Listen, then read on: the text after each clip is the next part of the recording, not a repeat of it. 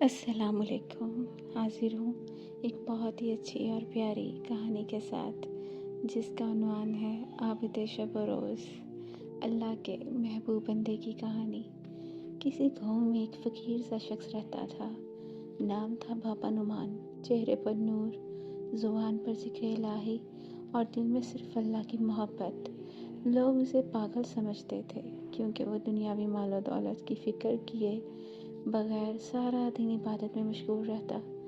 اس کی جھونپڑی میں نہ کوئی قیمتی چیز تھی، نہ بستر، نہ آرام، مگر دل ایسا مطمئن جیسے کسی بادشاہ کا ہو۔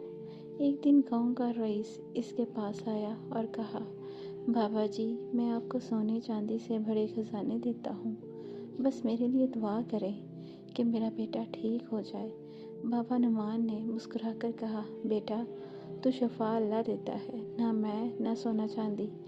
ہاں، اگر دل سے توبہ کرو گے اور اللہ کی طرف رجوع کرو گے تو وہ ضرور تم پر رحم فرمائے گا۔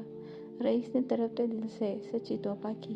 بابا نعمان نے رات بھر تہجد میں ہاتھ اٹھا کر دعا کی۔ صبح رئیس کا بیٹا ایسے تندرست ہو چکا تھا جیسے کبھی بیمار ہی نہ ہوا ہو۔ گاؤں والے حیران تھے۔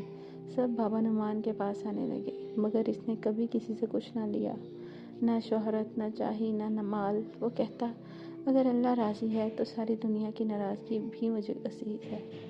وقت گزرتا گیا اور ایک دن بابا نعمان دنیا سے رخصت ہو گیا۔ اس کے جنازے میں پورا گاؤں شریک ہوا۔ اس کی قبر پر آج بھی روشنی کی کرنیں دکھائی دیتی ہیں، اور لوگ کہتے ہیں یہ اللہ کا محبوب بندہ تھا، جو راتوں کو جاگ کر رب سے باتیں کرتا اور دن کو مخلوق کے لیے دعا کرتا۔ اللہ کے محبوب بننے کے لیے دنیا کی چمک دمک نہیں، دل کا خلوص، سچائی اور عبادت درکار ہے۔